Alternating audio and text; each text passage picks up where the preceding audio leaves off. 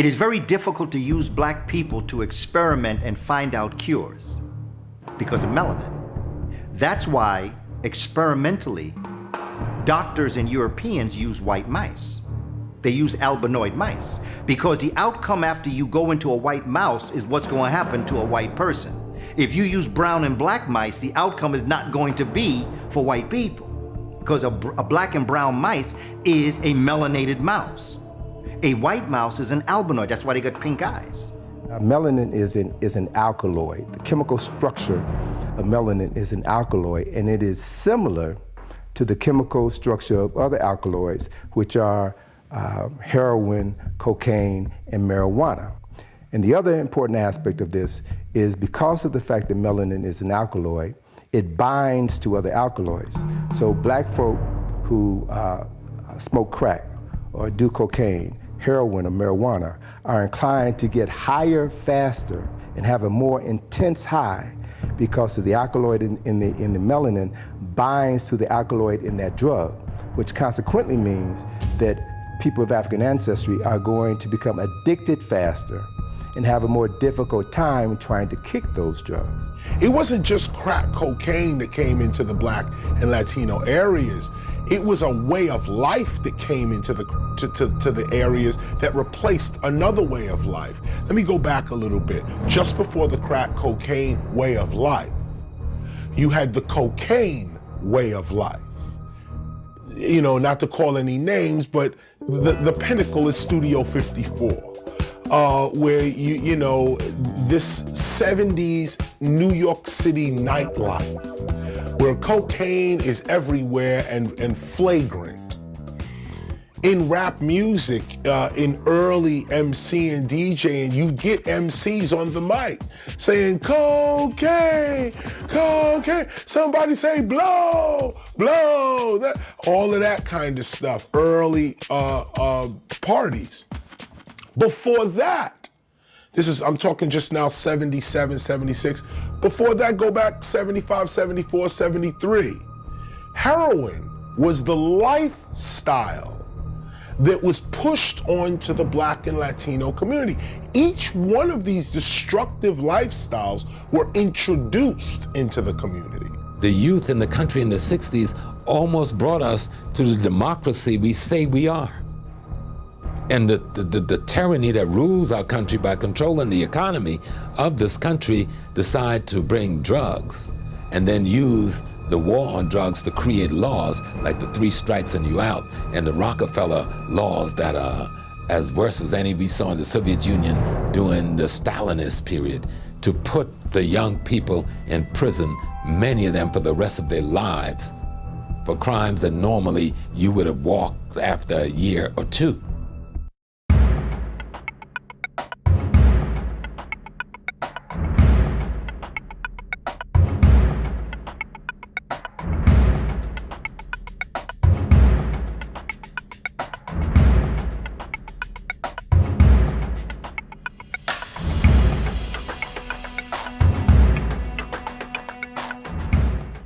The 13th Amendment reads, slavery is abolished except when you are found guilty of a crime and go to jail. So prison is the slave plantation. And look at all the things that are denied you in jail is the same things that were denied Africans on the plantation. Slavery still is very much alive.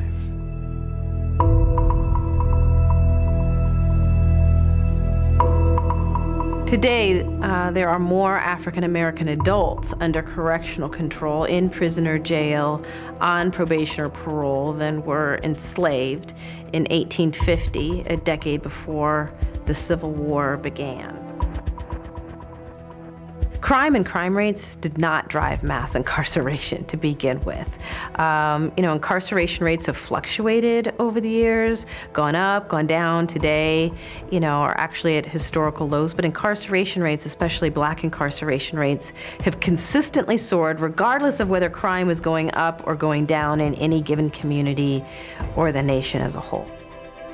War war on drugs, which has been a major engine of mass incarceration, has targeted poor communities of color, especially Black and brown men, even though studies have consistently shown now for decades that people of color are no more likely to use or sell illegal drugs than white. Before 1964, the prison rate in America, the majority of people in prison were white people, were white guys. But the thing is, there was no need to have a strong police presence in the Black community because Black people were already controlled by the basic laws of the land. Black people were already controlled by Jim Crow laws, signs saying Black people drink from this water fountain, Black people couldn't live in this neighborhood. So Black people were just controlled, period, at that time. Now, after the Civil Rights Bill passed in 1964, this is when the police presence became very strong in the Black community, because the average citizen couldn't control Black people like they could before then. So they came up with another strategy and had law enforcement do it. So around 1964-65, Black communities were flooded with law enforcement. And this is why the Black Panthers was started, because of the police brutality that had started in the Black community. Prisoners themselves represent a small percentage of the population under correctional control. Like today, there's about 7.6 million people under correctional control, but only about 1.3 million are in prison of that. The rest are on probation, parole, in jail, overwhelmingly for minor nonviolent offenses and drug offenses. The problem is that even if you don't get prison time, even if you're lucky enough to get just felony probation, you're saddled for the rest of your life with a felony record. And so the question isn't, in my view, just who's in prison. The question is, who is branded a criminal or felon and must live with that label for the rest of their lives. The people said, well, if we don't need Black labor anymore, what do we do with it?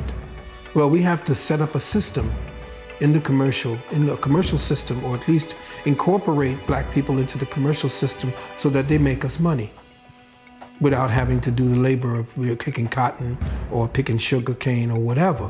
We already passed that. So how do we make a more sophisticated plantation where we can keep slaves? Well, let's criminalize pretty much every damn thing that we do. There are over 1 million laws on the books now. Who needs 1 million laws? Unless you want to control people's behavior. The police presence has always been in the Black community because we are prisoners of war. That's number one. The original police were created to catch slaves. They were slave catchers. There was no need to police a white society. There was no need for that in early America. There was no need for that. Police even became wild when police were always about guarding property. That's what the police are about, guarding property. That's it. Their job gets stretched out to a moral responsibility and public safety and that kind of thing later on in their development. But the original concept of a police officer is to make sure your property stays with you. They are hired by the rich, first of all, to protect the rich's property. People of all races who are jobless, especially chronically jobless, are more likely to be violent than those who are not. And ghettoized communities are areas of concentrated poverty and joblessness. So it's not a surprise that there are higher rates of violent crime, and this idea that there's something especially wrong with Black men that makes them more likely to be violent, or especially wrong with Black culture that leads to high rates of violence, is just disproved by all of the available evidence. If we were to invest in education and job creation in the communities that needed it most and eradicate these high levels of joblessness, we would also see the racial disparity and violent crime disappear. A lot of people don't know the original street gangs in America were European immigrants, and the movie Gangs of New York goes into that, how these Europeans came over and they formed the first street gangs in America. And the thing is, they weren't demonized. There was a wave of white crime, where white immigrants coming to the United States who were jobless and poor or engaging in high rates of crime. But the response wasn't, let's lock them all up and throw away the key. The response was, what can we do to save our young men? And they went in and invested in education and job creation and providing social services and a safety net to ensure that these young men did not slip through the cracks, and viewed them as one of us who need to be protected and saved, whereas young black men in ghettoized communities are viewed today as largely disposable. 80% of prisons are found in Republican districts because you may have a town of, let's say, 20,000 people. Let's say you have 20,000 prisoners in the prison in your community. When it's time to be taxed, when it's time to get money from the government, you have 40,000 people. And even though those other 20,000 never get money that are in prison, they're accounted for in your population.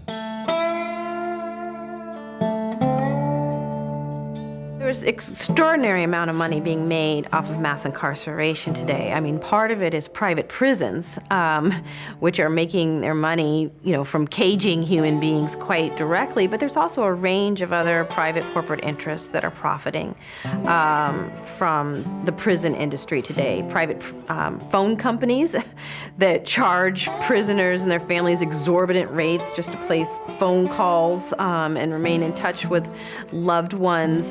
Taser gun manufacturers, private health care providers that provide typically abysmal health care to people behind bars, have secured very lucrative contracts. And then, there's private corporations that are now using prison labor, rather than shipping jobs overseas, are actually using prison labor, paying them far less than minimum wage. Many of these furnitures we see in all the state offices and stuff, they're made by brothers and sisters in prison. They try to make it seem like it's just license plate. It's a lot more than that. Then all of them are located in areas where they're farms, and almost all of them are loaned out to work these farms, where they're getting only pennies a day. Slavery. Many of these agencies get rewarded in cash by the millions for the sheer numbers of people swept in for drug offenses, which helps to explain why so many law enforcement agencies go out looking for the so-called low-hanging fruit, stopping, frisking, searching as many people as possible in the hopes of boosting their numbers up and continuing to qualify for funding. Anytime you can put your prison on the stock market, it means you already have a methodology to guarantee the commodity, and the commodity is the imprisoned young black man and woman. You're given a number, and you're warehoused in this cell, and you become a warehouse receipt. So more jails are kept up because the warehouse receipts, and if you don't have anybody in jail, you're not making any money. So you need to keep the jails filled in order for those warehouse receipts to be traded on Wall Street and the insurance companies to be making money each time. Drug markets, much like American society generally, are fairly segregated by race. Black folks typically sell to black folks, Latinos to each other. Drug markets are even segregated by class. University students sell to each other. Drug dealing happens in every community of all colors, but those who do time for drug crime are overwhelmingly black and brown. President Richard Nixon was the first to coin the term a war on drugs, but it was President Ronald Reagan, really, who turned that rhetorical war into a literal one. And he declared his drug war in 1982, actually a couple of years before crack first began to ravage inner city communities and become a media sensation. The media frenzy around crack cocaine didn't just happen. It was actually part of, a political campaign conducted by the Reagan administration to sensationalize crack use in inner city communities to boost public support for a drug war they had already declared and persuade Congress to devote millions more dollars to waging it. After crack became a media sensation, harsh mandatory minimum sentences started sailing through Congress, harsh mandatory minimum sentences for minor drug offenses, sentences longer than murderers receive in many other Western democracies. And soon Democrats began competing with Republicans to prove they could be even tougher on them, those people, than their Republican counterparts. And so it was President Bill Clinton who actually escalated the drug war far beyond what Reagan and his Republican predecessors even dreamed possible. There was a representative in Missouri named Chuck Graham, and he had a proposal. He had something called the Life for Life program. And with this program, they wanted to offer prisoners on death row lighter sentences if they were to donate one of their organs or body parts. Well, the war on drugs was part of a grand Republican Party strategy known as the Southern Strategy of using racially coded get tough appeals on issues of crime and welfare to appeal to poor and working class whites, particularly in the South, who are anxious about or resentful of many of the gains of African Americans in the civil rights movement. And President Richard Nixon's former chief of staff, Haldeman, described the strategy this way, and I believe I'm recalling the quote correctly. He said, quote, "The whole problem is really the blacks. The key is to devise a system that recognizes this while not appearing to," end quote. The meth epidemic has been severe, and some have argued that the meth epidemic is actually far worse than what the crack epidemic was in terms of the harm that it caused. But there hasn't been any media frenzy associated with the meth epidemic. There has been an increase in the number of whites going to prison for drug offenses since the meth epidemic, but there hasn't been an all-out war waged against people who are predominantly white, who use and sell meth. It doesn't matter how severe the racial disparities are, unless you can offer proof of conscious intentional bias tantamount to an admission of racial bias by a law enforcement official. You can't even state a claim for racial bias in the criminal justice system today, which presents a bit of a challenge since most law enforcement officials, like the rest of us, know better than to state our racial biases out loud. A police officer isn't going to say, "Yes, Your Honor, the reason I stopped him was, well, because he was black."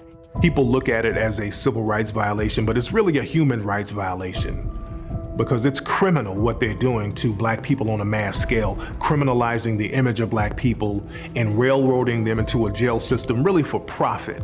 That's slavery, and that's a human rights issue, and black people need to start treating that as a human rights issue.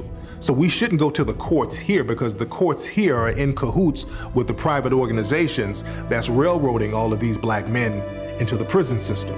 So if black people are going to do anything, they need to take this fight to the world court, to the world stage. Well, I do think mass incarceration is a human rights issue, a human rights crisis. And there have been efforts to bring these issues to the United Nations and to international courts. And I think we should continue to do so. I do think we should avail ourselves of those tribunals and make more of an effort to educate people in other countries about the realities of what is going on in the United States. So many people around the world today think that the U.S. is the land of great racial equality, especially with the election of Barack Obama, and it's important for the other story to be told. At the time, we had just come back from Vietnam, and there was a threat. King David and King Alfred planned because of the blacks, and remember, it was mostly blacks that were fighting in the end in Vietnam. And they feared, at least this is my conjecture, they feared that these soldiers were coming back home with the knowledge of warfare and all the tactics that they learned about the Europeans and warfare were to be used on them. The King Alfred plan was to make sure that they would round up people into concentration camps the way they did with the Japanese, the internment camps, as well as to shut down areas, grids of electricity in the areas where blacks were consolidated. Also to place bombs, most people don't know, to place impediments or areas, or to set up roadblocks, or to cordon off whole communities. freeway systems in black areas are designed to really regulate the community. For example, out here in Los Angeles, South Central LA is really surrounded by 4 freeways. It's surrounded by the 10 freeway, the 110, the 405 freeway, and the 105 freeway. During the LA riots in 1992, a lot of people don't know that they actually shut the freeways down, and they were going to start bringing in the National Guard, where they actually did bring in the National Guard. So the black community, they always have freeway systems there because they never know when they need to implement that King Alfred plan, when they need to go in there with military tanks, if there's some racial insurrection, and really suppress the black community. So that's one of the reasons for the freeway systems being directly on top of the black communities around the country. And every black community in America got expressways that went right through them, destroyed them. If you want to find out where the old black communities used to be, go in the city and find the expressways. There's a direct relationship between having the businesses and being in prison.